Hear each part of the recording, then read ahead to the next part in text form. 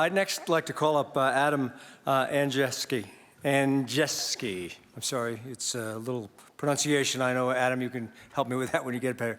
But he's the CEO and founder of OpenTheBooks.com, probably the most effective group in sort of calling government accountable in terms of how you're spending the money, whether or not it's been allocated, what's going on with those sorts of things. So we're going to get some good insights from him. And so, Adam, I'd like to give the podium to you and have you come on up and give us those. Thank you. Thank you, Colby. Tom Fenton, Bob McEwen, Amy Green, members, it's a privilege to share today our mission and vision. I know of no better example of the corruption in Washington, D.C. and the depth of the swamp than the last 20 years of U.S. engagement in Afghanistan. If you and I are going to make America great again, we must make America accountable again. And today, we're going to spend 10 minutes holding multiple presidents, the Congress, and the Pentagon accountable for their decisions in Afghanistan. Here's how it worked in Afghanistan. This is the best example we have, and it's on drones.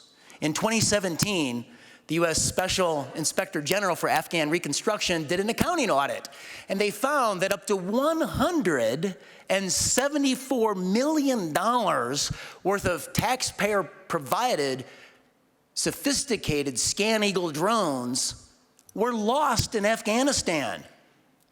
We had provided these drones to the Afghan National Security Forces for their protection. They never used them, and they lost them. But it gets worse. Every single budget coming out of Congress after that had tens of millions of dollars worth of sophisticated Scan-Eagle drones for the Afghan National Security Forces in those budgets. They lost $174 million, and then year after year were appropriated tens of millions of dollars more. Even in the Biden 2022 budget to Congress, they had plans to appropriate another $22 million worth of sophisticated Scan-Eagle drones. My name is Adam Andrzejewski, and I founded OpenTheBooks.com on the clear vision to capture and post online every dime, taxed and spent, at every level of government across the entire country.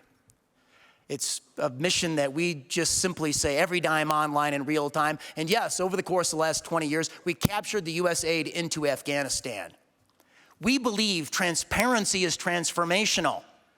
And that's why last year we filed 40,000 Freedom of Information Act requests. It was the most in American history, and we successfully captured $6 trillion of federal, state, and local spending. And not only do we open the books, we audit the books, and the audits make national news. So when our auditors this summer saw the advance of the Taliban in Afghanistan and the takeover of the country, immediately we wanted to answer the question of how much military gear, through the generosity of the American taxpayer, that we had provided to Afghan security forces and were potentially leaving behind. And we led on this issue on a national basis. And here's what we found, that over a 20-year period, we had poured in $82.9 billion worth of United States treasure on war gear and training for the Afghan security forces and the Afghan National Army. We turned the Taliban, when they overran the country, into a major U.S. arms dealer for the next decade. Let's break down that largesse of military equipment. At least 208 airplanes and helicopters that we put into the Afghan security forces. And on paper, they looked really good. We stood up an Afghan Air Force of 7,100 members. And we don't know how many of those airplanes are operational today. We do know that 44 of the best pilots loaded up 500 of their friends and family and flew those aircraft out of the country. They didn't slow down the Taliban advance. They saved themselves, their friends, and their family. You saw the Black Hawk helicopter being showcased in the air and on the tarmac by the Taliban. And each Black Hawk helicopter cost the American taxpayer up to $21 million. There was A-29 super attack aircraft. Each one of those cost the American taxpayer up to $21.3 million. There was C-208 light attack aircraft, and these are sophisticated. They can take Hellfire missiles and anti-tank missiles, and each one of those cost around $12 million apiece. We had intelligence, reconnaissance, and surveillance aircraft, the PC-12s, loaded with the latest of sophisticated surveillance technologies. And I don't know if the Taliban can fly those aircraft or know what they're doing with them, but I can tell you that our world adversaries, the Russians and the Chinese, they want to look at that technology. They either want to steal it, reverse engineer it, or see exactly what's on those super sophisticated aircraft. So today, 60 days later after the Taliban took over the country, because of Biden's hasty withdrawal, just on the technology alone, America is much less safe on the world stage. However, you and I are going to be treated for the next number of years of seeing the Taliban sell tickets to their terrorist gun show, because we left behind a treasure trove of weaponry. 600,000 weapons, and let's break that number down. 350,000 rifles, those are M4s and M16 rifles. 64,000 machine guns, 25,000 grenade launchers, 2,600 mortars and howitzers. The howitzer is a modern-day cannon. It can take out a building, a bridge, or an airport runway.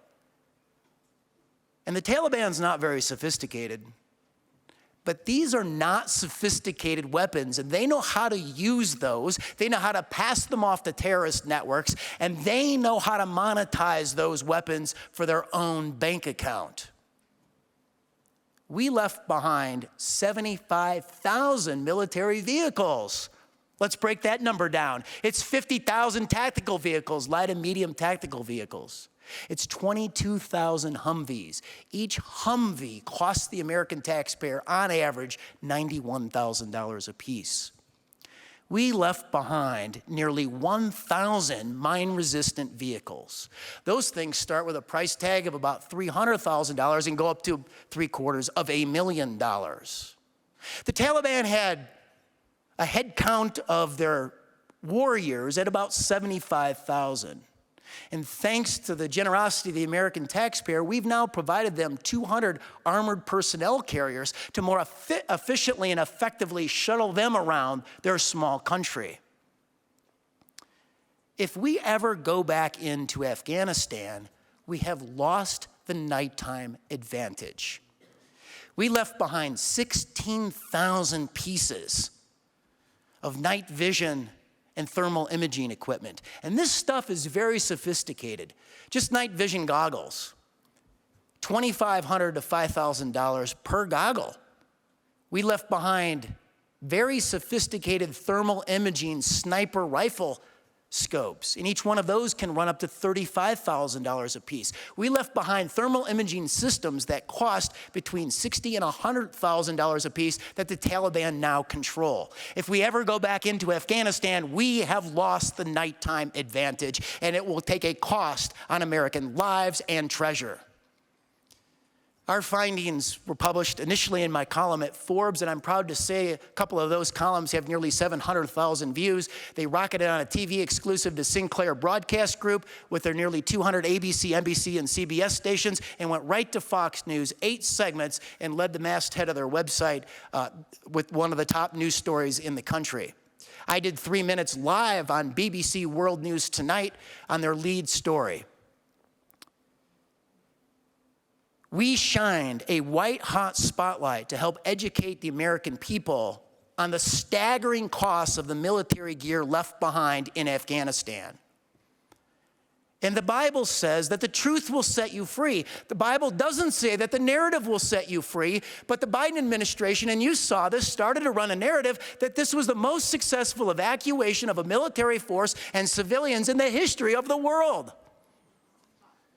And we used government audits and hard data to prove that that was a false statement. We used the truth to bring the heat to the Biden administration to hold them accountable for their actions.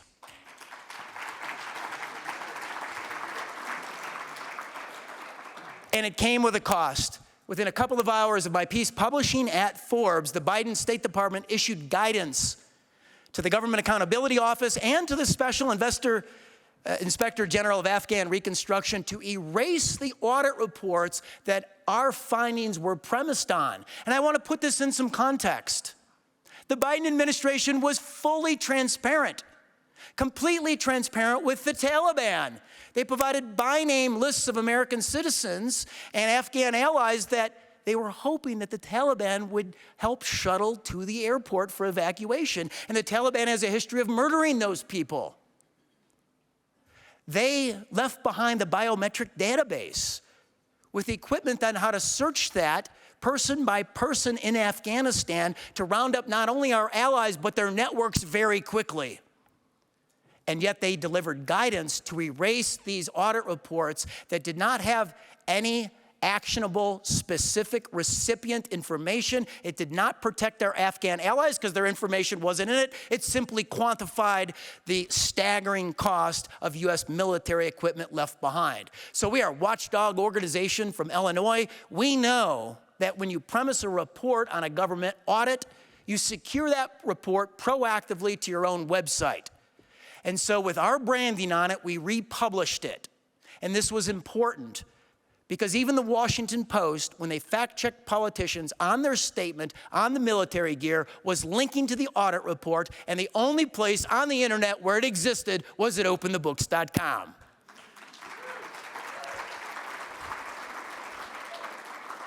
And this is why we say transparency is transformational. You and I, we hold the Biden administration accountable. Thank you for your efforts, and thank you for being a gainful part of the transparency revolution. God bless you. Thank you.